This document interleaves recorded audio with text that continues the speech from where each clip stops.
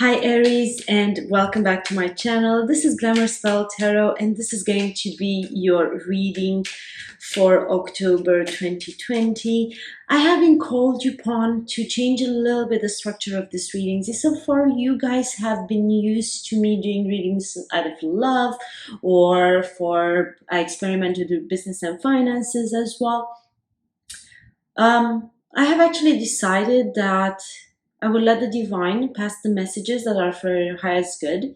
I don't know in which area of your life these are going to play out, but I could see a trend in the past couple of months in this direction, and I have decided to follow it accordingly.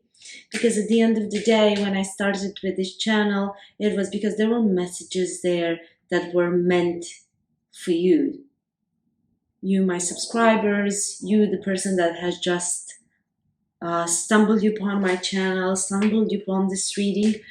So, yeah, and we'll see what comes out. It's going to be as much a surprise for me as it's going to be for you.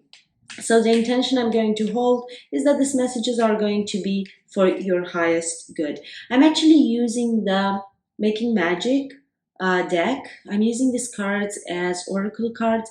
It's also true I use them for making magic, but that's a totally different area. So we have insight. Open the third eye to strengthen intuition. Okay, so I feel that with that one, the message is going to be related to you needing to listen to your intuition. Then you have triple moon, embracing all aspects of yourself, the divine and the earthly. There are quite a few signs so far that got this card. No, I'm shuffling these cards the other way around. And you have triple spiral. I think 3 is going to be a very important number for you. Maybe there is something happening on the 3rd of October. Maybe there is, I don't know. So triple spiral, listening to divine wisdom and joyfully learning life's lessons. There you go. There you go, Aries. There you go. I'm also using the New Orleans Voodoo Tarot. I'm using these cards as oracles. Wow, they really want to talk to you. So let me see what fell out. Petro, Hungan. Petro is actually the suit of fire in this deck. And we have the 4 of Earth, Obatala. There you go. The 4 of Santeria and 1 of Santeria, Oludumare. This would be the equivalent of the Ace of Pentacles. Santeria is Earth. It's very much related to the Pentacle suit. Okay, guys, so we are going to get more into these messages. I'm going to move at the table behind me, and I'm also going to open the tarot cards for you. So stay with me. Hey Aries, just bear with me today because I got the flu shot yesterday, and obviously I had to have side effects because why not? So we are gonna get a little bit into these cards from New Orleans Voodoo Tarot for you. Let me put the sound off on the phone. My whole head is spinning, but I felt this pull to get your reading out. So the Hungan, this is the king of fire, right? These cards actually have a physical description of the people, so maybe some of you are going to resonate with this. This is a person, most probably is a man, blonde, red or reddish black hair, and blue, hazel or light brown eyes. The Hungana fire is the fiery part of fire. This virtue of fire of his is double back upon itself. It burns with great intensity, but it's easily exhausted if other elements do not come into play. Okay? So it has but one course, and that is to burn straight through. If we think about the King of Wands in the traditional tarot, that's an individual that has a laser focused vision on things, right? And is very passionate. So this card, as you can see here, shows the Hungan playing a drum of the patronation. The roping system used to secure and tighten the drum head identifies this type of drum. Fire issues from the mouth of the drum. This drum is like a hollow tube used to bring down the fires of heaven, a parallel to the story of Prometheus. The Petrolites challenged the established order of things, just as the Greek hero did. Again, an analogy with the King of Wands, an entrepreneur, a CEO. Think of Elon Musk, for example. The character traits associated with this card include fierceness, pride, and impulsiveness. Okay, there. So let's move to the Four of Santeria, to Obatala. Let me see what did I do here? Yeah, I put it correct. So the Obatala is the Orisha of the white robe. The crisp brilliance of the snow-covered mountain peak reflects this Orisha's brilliance. Obama? What's wrong with me? I think this, you guys know that this flu virus, it's supposed to be dead. Doesn't seem so dead in me right now. Obatala carries within a profound and enduring wisdom. Obatala has these high qualities of mercy and largeness of spirit it engenders. Obatala is the father and mother of cool whiteness. The judgments of this Orisha are as subtle as the mists that cover the early morning glens, and these same judgments are as strong and clear as the rays of sun that burn through the mists. Obatala is the elder, the ancient, the ancestor. Androgynous in aspect and strong in years, this Orisha is sometimes presented as male and sometimes presented as female. The impression that he gives is that of high initiation backed by humor, calm judgment, and generosity. Persons with handicaps find a pattern in Obatala. You are being asked to go back in time to a situation where your judgment was calm, was forceful, and it was clear. Internally roam through the state that allows for such wisdom. So you look at this card, is a wise male elder, snail sacred to him because of their coolness, crawl on his arm. He's dressed in white, which is his color. Here is an Orisha through which in one of his aspects the powers of the elder male can be honored. His primary attribute is that of compassion and coolness. The road he walks is royal in the most exalted sense of that word. So, wisdom. This is a card that stands for wisdom in the matter at hand. Fair judgment, correct assessment of a situation, mastery of a situation through calm, deliberate action, presents given as tokens of respect. That's good. And now we have the Ace of Santeria, Oludumare. This, you should think of it somehow as the Ace of Pentacles, but listen carefully to the interpretation of this. Oludumare is the creator in the Santeria religion and is depicted in this card. Oludumare is composed of three distinct spirits, and these three spirits are shown descending upon the earth to create Obatala, the one that we just spoke about, a patron of peace and purity. This act of creation is pictured using a tear-like image. Sorrow plays a part in this card. The initial human whose creation was sanctioned by Olodumare turns against the creator due to pride. Does that remember the story of Lucifer? What we are witnessed in this card is the second act of creation tinged with the sorrow engendered by the first failure. Attributes of this card include solidification of will and being prone to the sorrow that at some time touches all creators and parents. Accepting one's personal failures, embracing one's sadness, using this sadness and failures to build a house of peace and purity, an impregnable abode fit to the indwelling of Obatala. This is the root sense of material world, the presence of all material possibilities from soaring wealth to crushing poverty.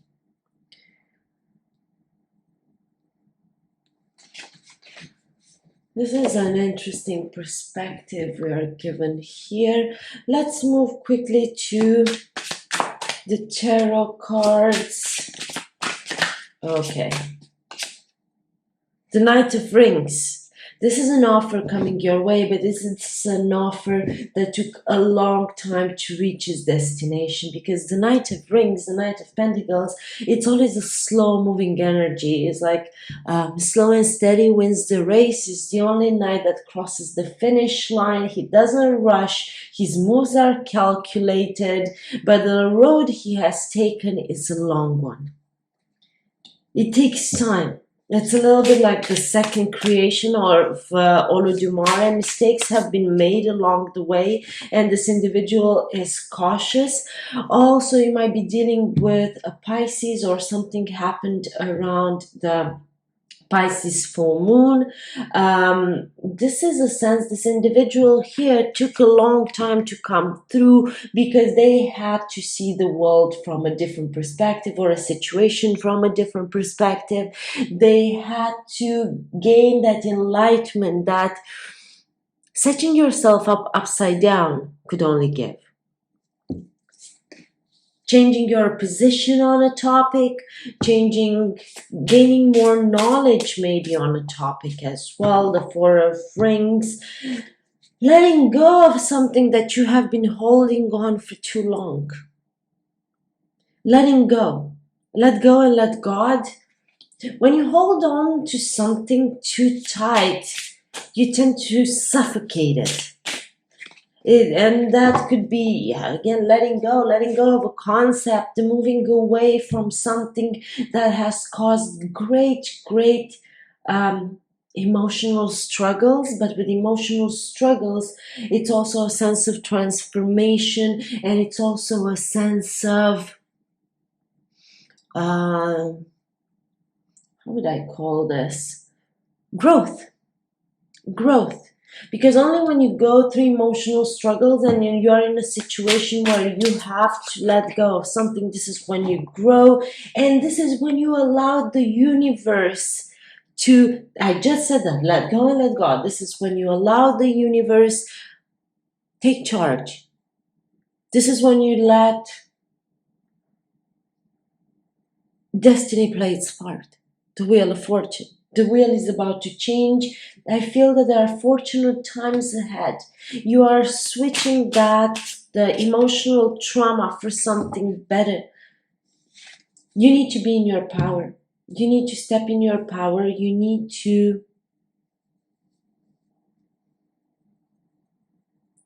learn how to function on your own. Although it's not an easy process, but you have to learn it. You need to learn how to be self-sufficient.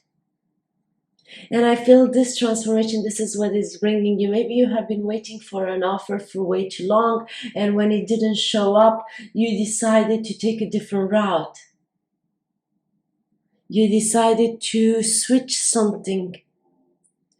Maybe you thought you are in need of saving, but the universe proved you actually that you are not in need of saving, you are in need of healing. The second you heal, you will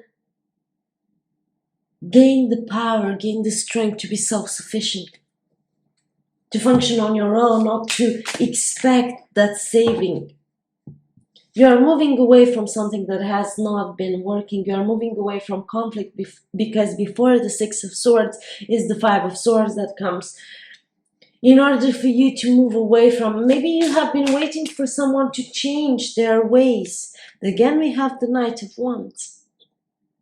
You are trying to regain that passion. It's true, this fire needs to be fueled by something, but you are going to find that fuel inside yourself. Maybe so far you didn't, or you didn't know how to harness it.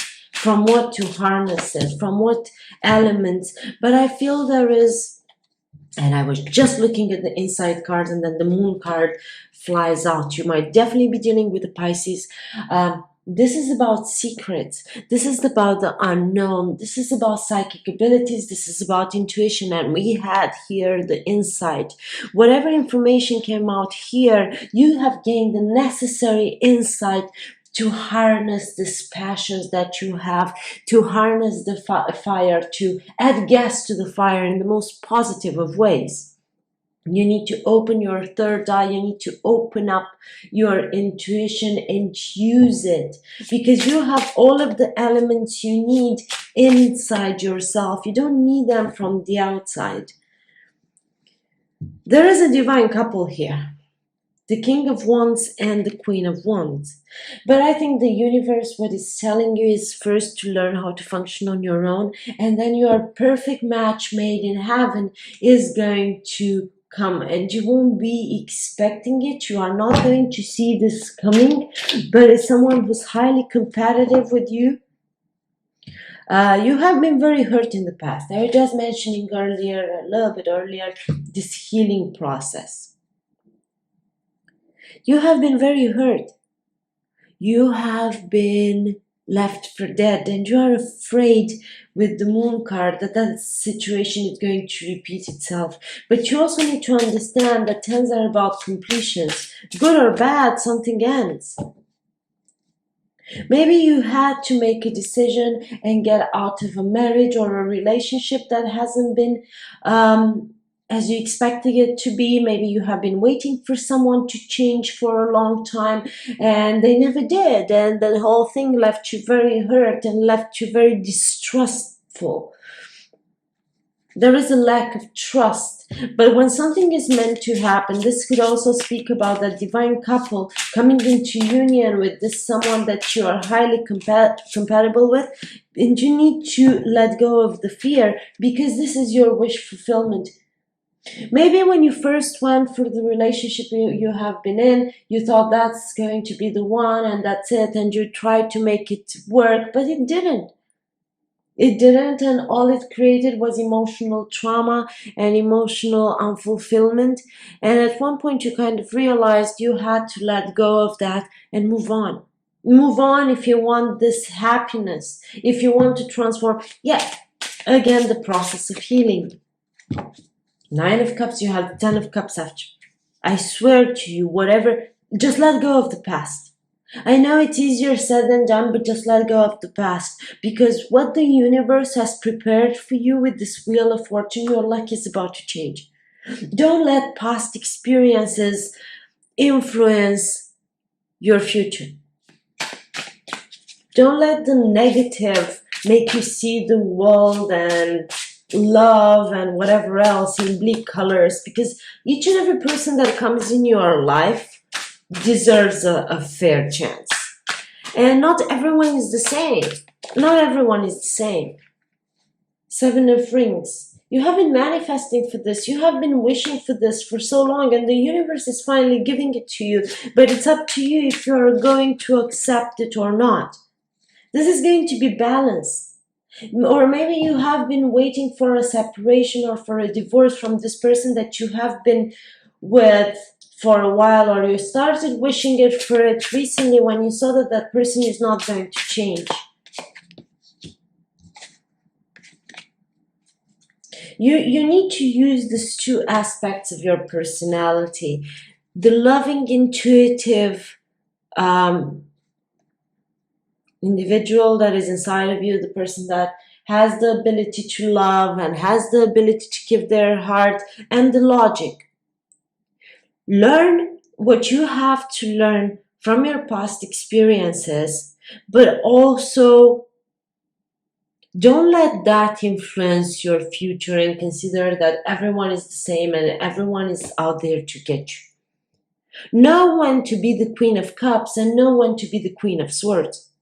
Don't be afraid to cut out people from your life in order for you to be able to offer your heart to that one individual that actually deserves it and with which you are like the perfect pair. Yes, you're afraid. You're going to be afraid after all the heartbreak that you have been through. And fear, it's a normal thing, but don't let fear dominate all of your future actions, because a life lived in fear is not a life lived at the end of the day.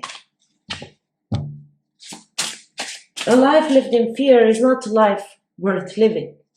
There's going to be a message and things are going to happen fast. You won't be expecting this. Maybe someone, like, you know what? I was just telling you, you need to know when to be decisive and to cut people out of your life, and you need to know when to give your heart fully and chase your happiness. That in general requires a little bit of research.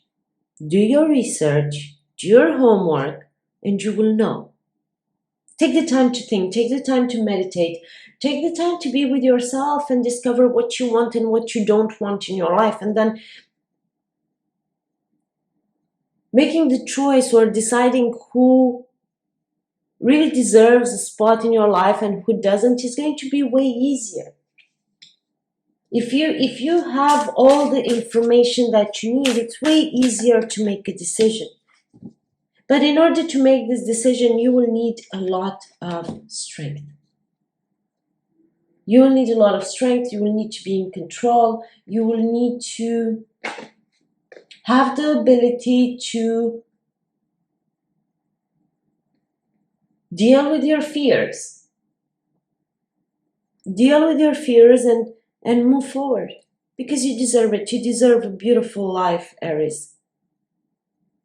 And your life is about to change. But you have to allow it. And in order to allow it, you have to have this power. I'm looking at this card and it makes me think of the monologue that Hamlet has with the skull, to be or not to be. To be or not to be afraid. This is the question for you, Aries. Okay, Aries, this is all I got for you for October 2020. Drop me a comment below and let me know how you have resonated with this. I hope you guys appreciate the fact that I got the reading out for you, although I feel like death right now. I hope this is gonna go away soon. Like, share, and subscribe. That is always appreciated. And make sure to check the community tab, because that's exactly where I'm gonna let you know, guys, when I go live next time. But in between and until next time, love and light.